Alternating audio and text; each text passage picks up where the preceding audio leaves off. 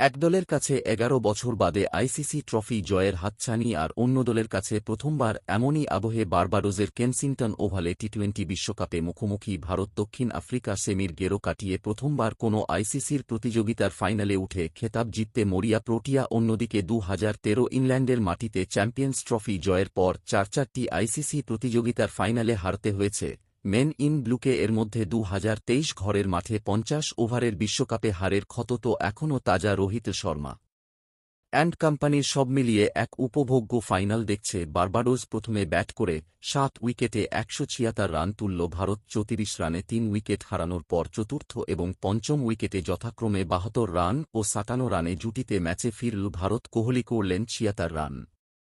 ভারতের সামনে সুযোগ ছিল আইসিসি ইভেন্টে এক বছরের ট্রফি খরা কাটানোর সুযোগ। ৭ রানে দক্ষিণ আফ্রিকাকে হারিয়ে বিশ্বসেরা রোহিত শর্মা অ্যান্ড কোং টানটান ম্যাচে গর্ডন গ্রিনিজ গ্যারফিল্ড সোবার্সদের প্রদেশে প্রোটিয়াদের উড়িয়ে দিল ম্যান ইন ব্লু।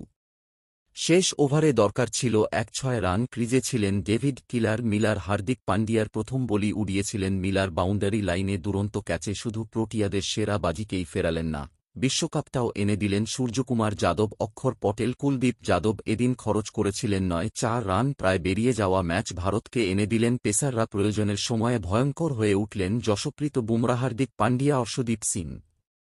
দেশের জার্সিতে সম্ভবত টি-২০ ফরম্যাটে নেমেছিলেন রোহিত শর্মা ও বিরাট কোহলি। বিশ্বসেরা হয়েই ২০-২০-এর জার্নি শেষ করলেন দুই কিংবদন্তি। কেরিয়ারের সায়ানে থাকা দুই বুড়ো ঘোড়াই ছিল ভারতের বিশ্বকাপ অভিযানের সেরা বাজি। নীল জার্সিতে দেশকে বিশ্বসেরা করার সংকল্প নিয়ে নেমেছিলেন রোহিত। বিরাট ম্যাচের সেরা হয়ে সেই সংকল্পই পূরণ করলেন। কিং কোহলি ব্যাটে ব্যর্থ রোহিত দেখালেন মস্তিষ্কর জোরেই কীভাবে প্রায় হেরে যাওয়া ম্যাচে দেশকে বিশ্বসেরা করা যায়।